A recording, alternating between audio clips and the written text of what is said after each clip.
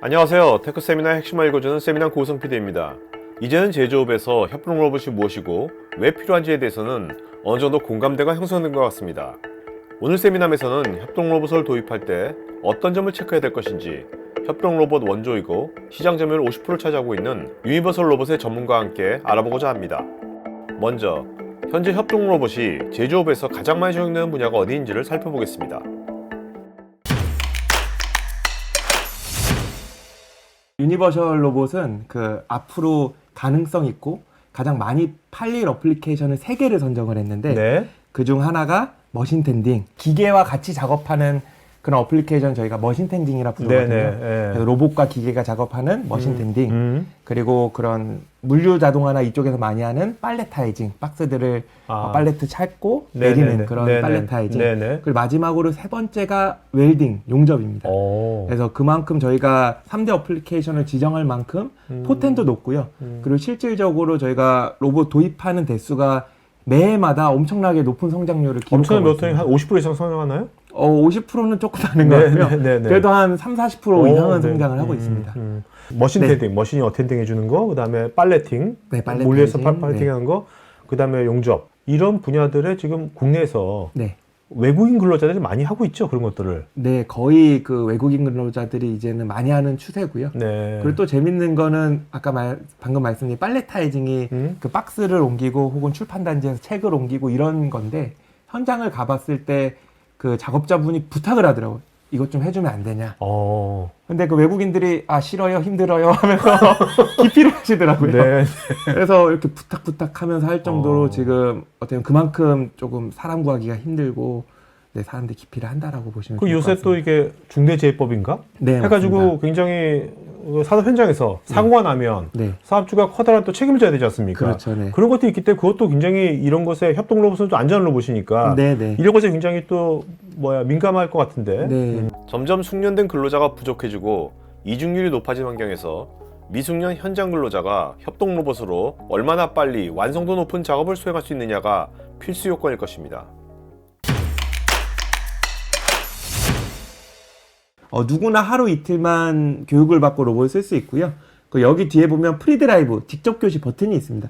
그래서 이걸 누르면 로봇을 쉽게 움직일 수가 있고요.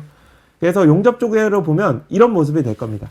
그래서 작업물 하나를 사람이 티칭을 할 때, 예전에는 다 펜던트 잡고 이렇게 조금 작업을 했는데 이제는 사람이 손으로 이런 식으로 작업을 하고요. 그리고 보면 저기 LED가 깜빡거리는 게 위치를 옮겼으면 버튼 눌려라 하는 티칭이 되는 거죠. 그래서 지금 이 영상에서는 이 작업물 하나 티칭하는데 1분의 시간밖에 소요가 되지 않았고요. 동작하라 그러면 바로 동작을 하게 됩니다. 그러니까 아마 이 정도 작업물을 작업을 할 위치를 정확히 알려주는 거네요? 네, 맞습니다.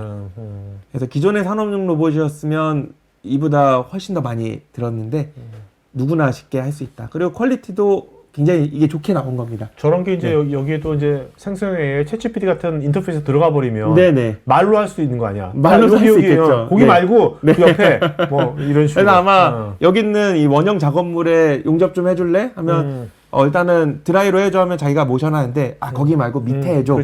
그럼 밑에 가서 용접을 하는 그림이 약간 조금 먼 미래에 펼치지는 않을까라고 기대를 하고 있습니다. 두 번째로는 빠른 설치입니다. 아까 얘기하신 것처럼 로봇 자체의 무게가 굉장히 가볍습니다. 그래서 저희가 구매하면 사람이 이렇게 옮겨서 로봇 볼트 4개만 고정을 하면 되고요. 그리고 저희가 구매를 하시면 박스가 크게 2개가 들어오게 되는데 로봇 박스 그리고 컨트롤러 박스입니다. 방금 로봇 설치하는 데 한 1, 2분 만에 됐고요. 컨트롤러도 바로 꺼내서 로봇과 로봇선 동축 케이블 연결하고 그리고 220V 단상만 연결하시면 됩니다. 그래서 심지어 가정에서도 사용을 하실 수 있고요. 그래서 이렇게 로봇과 컨트롤러를 바로 20분 안에 설치한 이후에 간단한 사용도 아까 보신 것처럼 10분 이내에서 바로 현장에서 1-2시간 안에 사용을 할 수 있는 그런 장점이 있다고 보시면 좋을 것 같습니다. 이제 제조업도 다품종 소량 생산 또는 급변하는 제품 요건에 신속하게 대처해야 되는 것이 필수 경쟁력이 되고 있습니다. 이를 위해 변하는 시장 수요에 맞춰서 얼마나 유연하게 협동 로봇을 사용할 수 있느냐가 중요해지고 있습니다. 요즘 워낙 다양한 환경에서 다양한 작업을 원하시는 분들이 많이 있거든요. 그래서 쉽게는 한 2-3개의 작업부터 뭐 수십 개의 랜덤한 작업까지도 원하는 분이 많기 때문에 이런 그 재배치를 잘할 수 있는 환경이 중요하고요. 그래서 실제로 이런 이게 백티스 오토메이션은 미국의 기업인데 다양한 셀들을 미리 준비를 해놓고 사용자의 니즈에 따라서 바로바로 공급을 할 수 있게. 밑에 바퀴가 있으니까 이제 이동도 편하네요. 네, 이동도 가능하고요.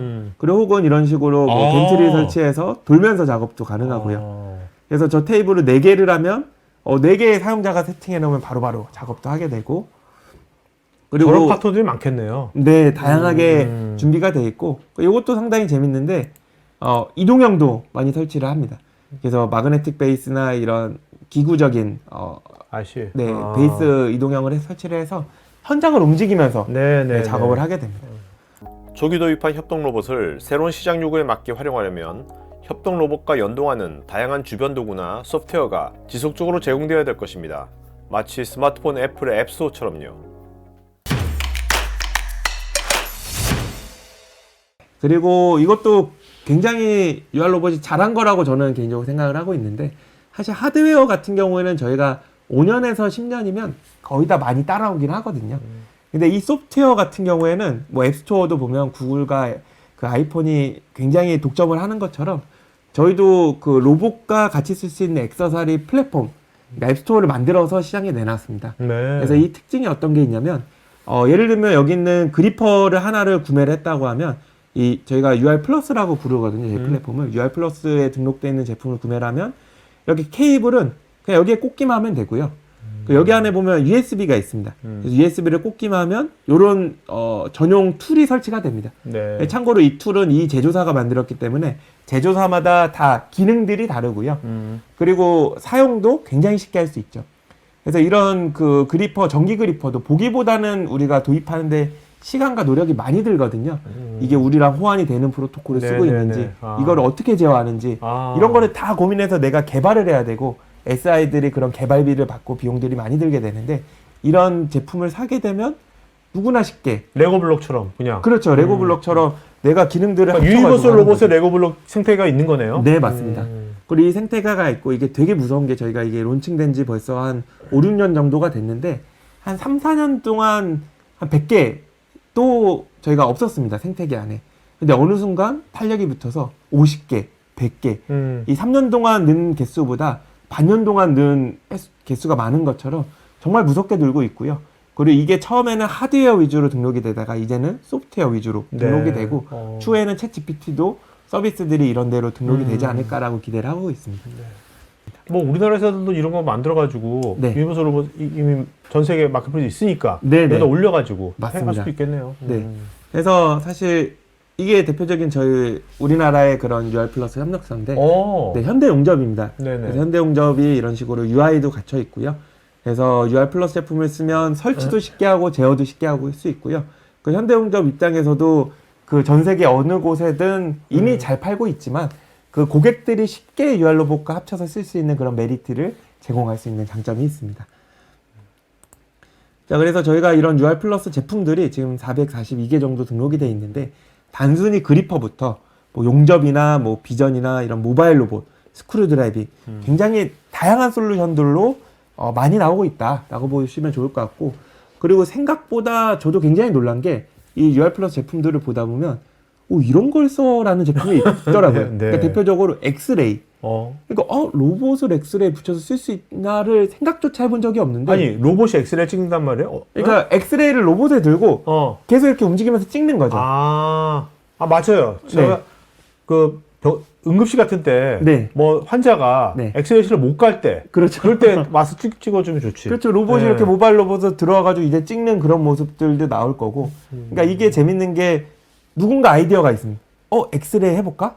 근데 방법이 없는 거죠. 근데 만약에 이런데 제품이 등록이 돼 있으면 이거를 수입해서 바로 아이디어만 있으면 바로 구매를 해서 도입할 수 있는 이런 선순환이 앞으로 점점 더 많아지지 않을까라고 기대를 하고 있습니다. 협동 로봇이 구동되는 작업 현장은 먼지, 열, 노이즈가 많고 이러다 보니까 협동 로봇에 대한 유지보수 관점도 꼭 체크해봐야 될 것입니다.